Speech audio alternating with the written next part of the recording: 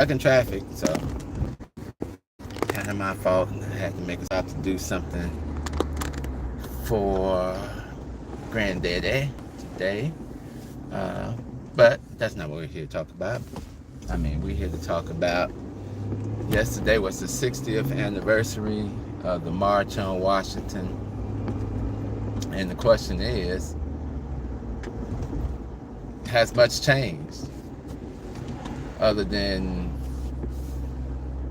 us being able to get these jobs? Has the underlying fabric of America changed with their hatred toward us? And I say no. It's still a racist country. We're still subjected to the whims of America and mostly our employers and things like that. We still, for the most part, work for the same people that used us to develop a system for their benefits.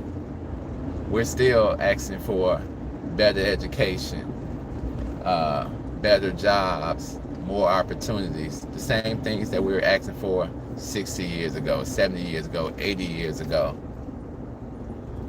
The only thing that's changed is we're going to be more deceptive about it. We're not going to fully give you the KKK show. We're going to let you feel comfortable by forcing you to spend tons of money to get an education so you can get half of what we got, where your dollar doesn't go as far as our dollar goes, where your networks aren't as vast as ours, so you're always on the struggle, always still trying to come up. But as long as you can take a trip or travel or you can buy a nice house, we've convinced you, an African, to live the American dream. What's the African dream?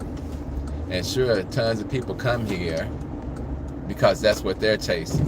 They're like, where I'm from, it really sucks.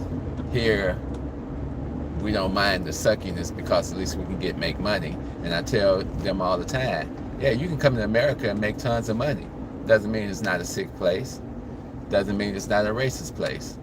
The young man that went in and shot up some black people the other day, I think originally he intended to do it on a black college university, but he was stopped.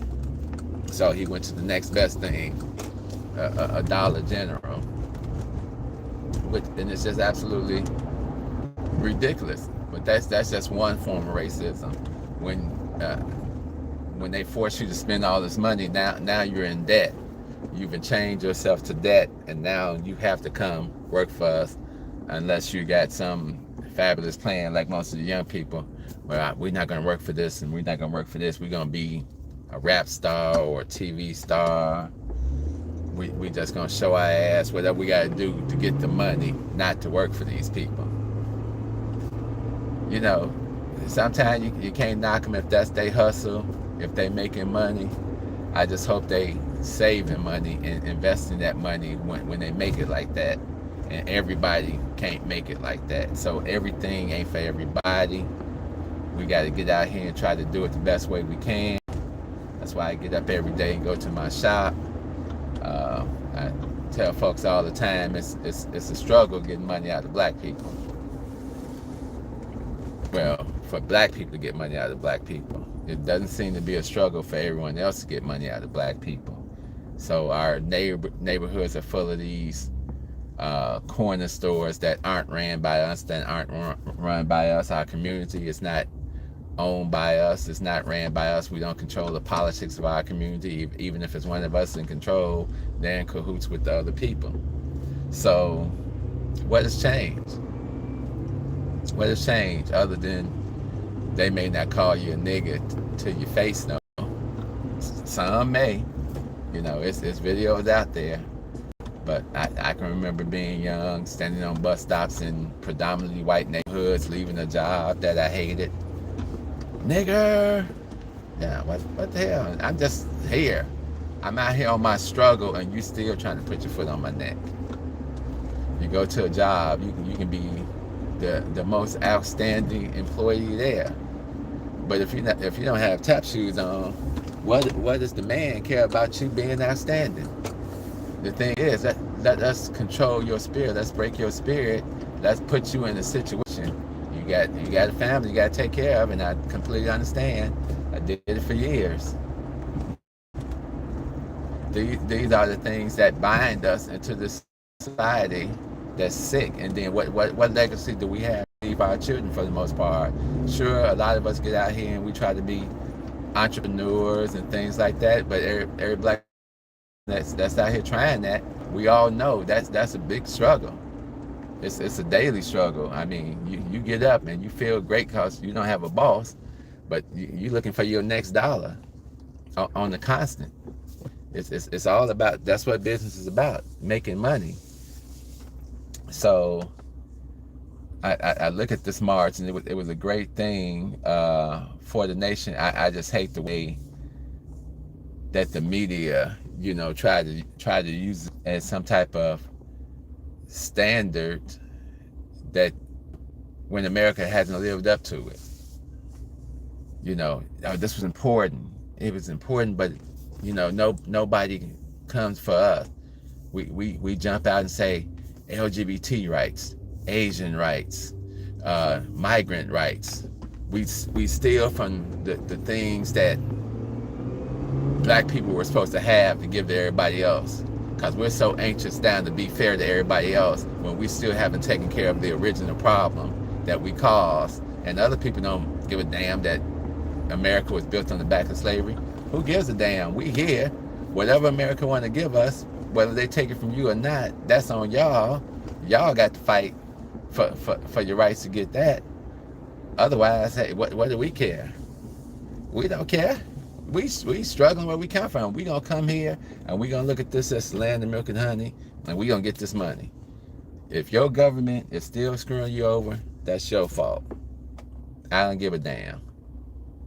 This is the attitude of those that migrate here, just like the recent grant debacle, where they put it so hush hush. It still irritates me, because how do you have a $71 million grant, which was funded?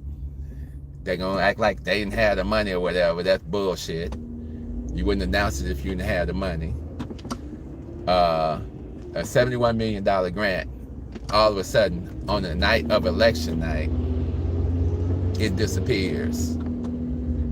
Strangely enough, at the same time that, how are we gonna fund these migrants? Your outgoing mayor put this into effect. Bring them all here, with no plans on how to fund it. So they had these back office meetings, and they said, we know how we gonna fund it. We gonna fuck over the black people again. Statuated the grant. When they come back with the next grant under a different name, this was the GROW grant. Now they call it the SOURCE grant. We're gonna put all these stipulations in here that most of y'all can't meet, and we're gonna take $31 million of that and fund the migrants who ain't got to qualify for nothing. All they gotta do is show up, and we're gonna take care of y'all. These are our politicians. This is the bullshit that we accept constantly. So what's really changed? Nothing has really changed. We were getting fucked over then. We're getting fucked over now. And sadly, it's because of us. Because when these people get elected and they get into these offices, everybody's trying to hold on to their little position. They don't want to be out. I'm a one-term person. No, I got to be a 10-term, 30, 40, 50-year politician. For what? That's not the mission of black people. They get drunk off the power and they make these concessions, but that's what politics is all about. Who you can use and who can use you. I understand the concept. But when we're constantly the pawns in that concept, when all our black leaders had to face up and learn, even Dr. King and others, that we're dealing with moral monsters. We're dealing with a sick society. We're dealing with something that we have not fought yet. You know, a lot of times they talk about the giants that our ancestors had to face, and that we never defeat those giants. So then those giants come with the to the next generation. And so my question to us now is, what are we leaving for the next generation? Because we've lost that generation. You know, we have accepted a culture of nonsense, which I don't think if Dr. King or Malcolm X, somebody like that, was still alive, I don't think that would be sorry, that none of this would be taking place, because somebody was there to hold up the moral mirror to our face and say, this is not acceptable, young brother, this is not acceptable, young sister. And that's why they cut off the heads, because the heads give you the direction and the leadership and don't accept all the nonsense. We accept tons of nonsense just because this makes your kid feel better. And then we have adults that participate in it too. You can be free to do what the hell you want to do. What's the mission? What's the mission in shaking your ass? What's the mission in ops music? What is the mission other than self-destruction, self-hatred, perpetuating that to youth? Why does a little baby need Jordans? What the hell for? Yeah, nothing about no damn Jordans. Why aren't you taking that and investing in childhood education? Because nobody tells you anything. You're just free to be out here, asshole out, acting stupid, doing dumb shit, because that makes you feel better. That's an internal thing with black people. We the best dressers because that makes us feel better. Even if we ain't got no money, we gonna look good. We gonna get our hair done. We gonna party. We gonna do all the stuff that in the long run doesn't help us all. Sorry, I'm out here driving today. So, 60 years later, America still treats us the same. And we acting different. Are we acting freer? Or are we just acting an ass? That's the question that is staring me in the face. What are we doing? What's that Public Enemy song, Fight the Power? Are we fighting the power? Or have we been assimilated into a sick society, and have we just adopted values that aren't values?